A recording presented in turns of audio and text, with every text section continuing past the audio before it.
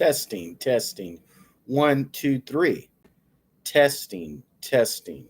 One, two, three. And we are live here in the studios, in the YouTube studios. This is Bitcoin Price Prediction. I'm your host, Daniel Plummer, the Crypto Kid, the Ganja Ambassador. And this podcast is brought to you by Howard Blockchain TV, and it is sponsored by, there we go. And we are live. Testing, testing, one, two, three. Testing, testing, one, two, three. And we are live with Bitcoin price predictions. I'm your host, Daniel Plummer, the Crypto Kid, the Ganja Ambassador. And this podcast is brought to you by Howard Blockchain TV, and it is sponsored by Addis Ababa Advanced Technologies Incorporated.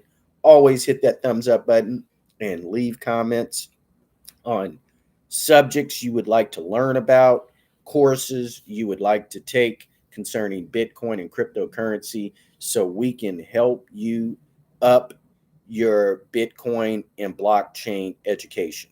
One of the things we do here with Howard Blockchain TV is we offer courses on Bitcoin and cryptocurrency through plummeruniversity.com and plummeruniversity.online. So you can take free courses. We make our courses affordable, and our goal is to make you, regardless of what part of the globe in the world you're in, a more educated Bitcoin, blockchain, cryptocurrency enthusiast and investor. We want you to understand the future of finance, the future of currency, digital currency, the future of the US dollar, and where this global economy is taking us and where currency is going to go in the future. One of the biggest problems that African and Asian countries have had since the end of World War II in 1945 is dealing with the IMF and the World Bank.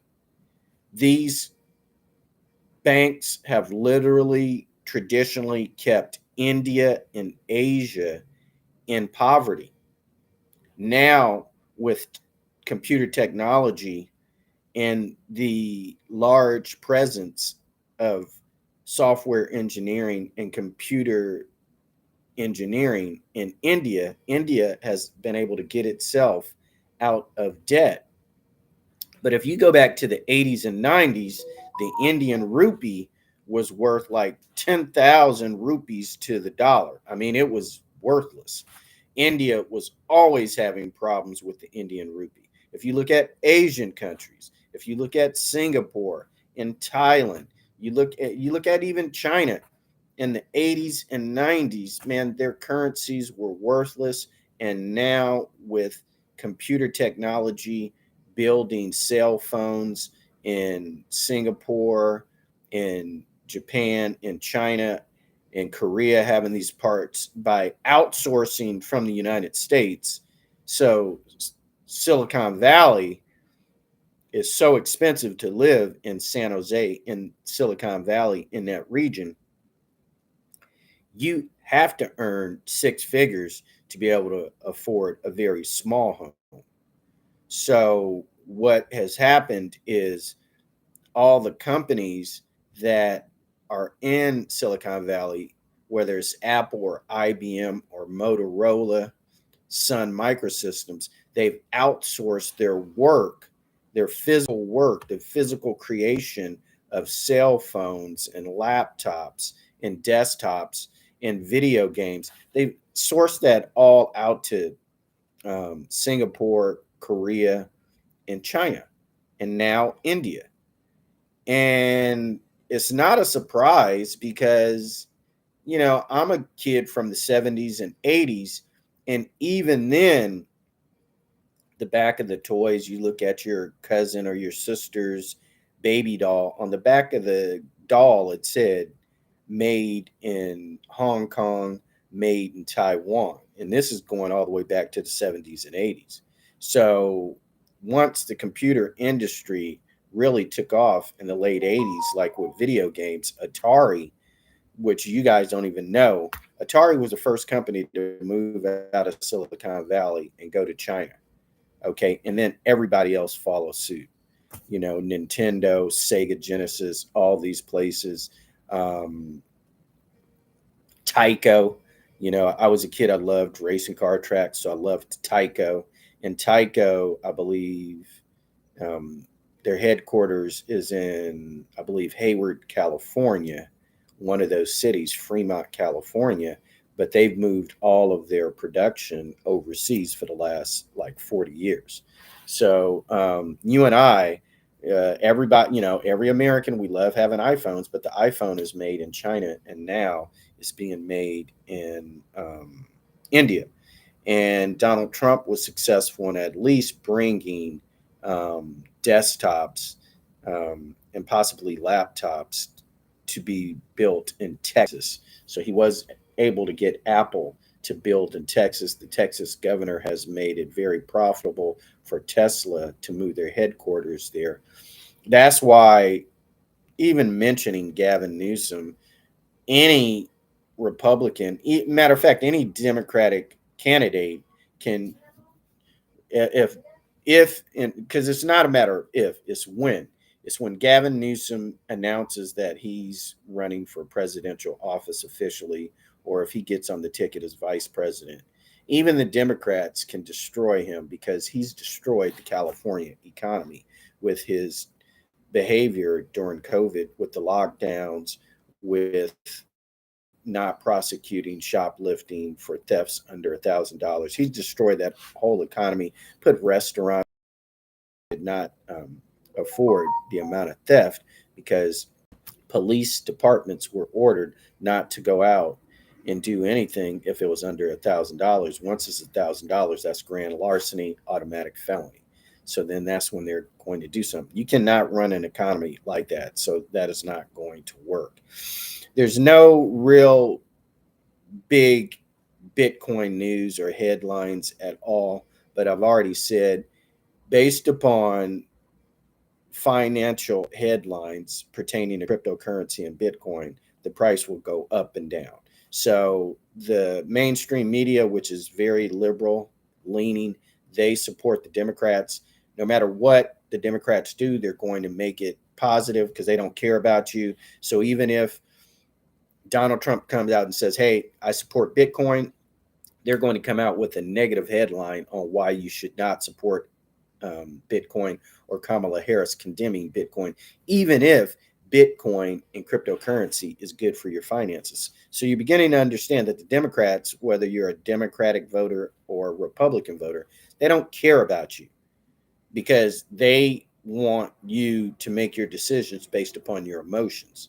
So whether it's right or wrong, they just want you to do what they want you to do. And so they're going to feed you emotional reasons to vote and to believe in whatever topic that they believe in.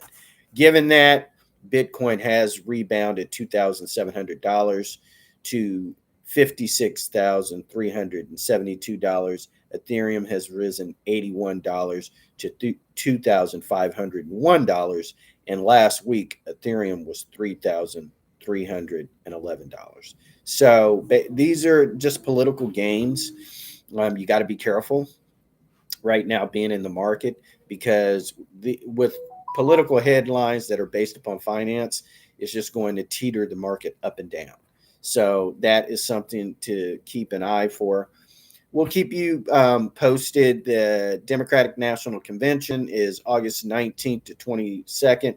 The Democratic National Committee has already announced they believe that Kamala Harris has enough delegate votes to get the nominee. And I'm not sure how they were able to do a tally that quickly. So that leads me to believe that all of these decisions are being made internally, driven by the Democratic National Committee. And a small group of people, I believe no more than 12 people, are orchestrating all these decisions on the decision to withdraw and pull Joe Biden out, put Kamala Harris in. The most likely running mate they have, if she's going to be on the ticket, Michelle Obama has to be the running mate. So now it's two black women running. They're going to push that card. White America is not ready for that. they've had their first black president, but they're not ready for two black women to be president and vice president, hold the first and second positions of power. Um, I definitely believe that the Democratic voters would definitely easily vote for Michelle Obama as the presidential nominee. So to me, that's going to be the flip flop.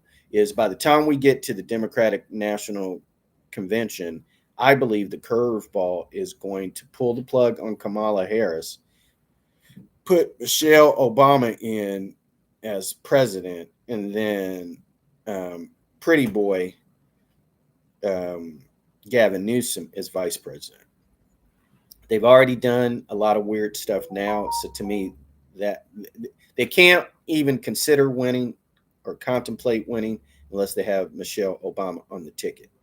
However, nobody knows what Kamala Harris stands for. Everybody has a good idea of what Michelle Obama stands for, Republicans and Democrats. So that is a more likely name to put as president. And I believe they had no problem just yanking the plug on Kamala Harris because, I mean, she doesn't stand for anything anyway. She's always talking about check out my tennis shoes. No one takes her seriously. She's walking around in pants.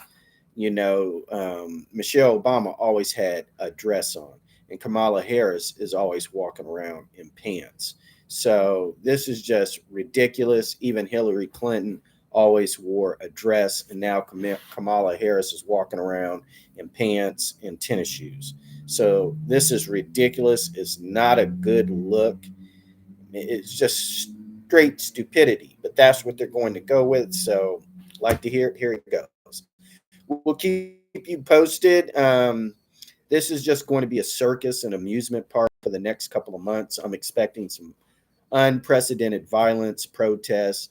Um, they're going to try to come up with something on why you should not leave your house on election day, and you need to vote by phone or uh, just tape your vote outside your door or your mailbox, and then they'll come by and get it and count it over 3 months, and then sometime February 2025 we'll figure out who uh, the president is. So just get ready for more ridiculousness. It's kind of getting boring, but it's also very predictable, and it's sad. But that is what the Democrats are going to go with. So, it is what it is. With that, we're signing out. This is Daniel Plummer, the Crypto Kid. And remember, the future is crypto.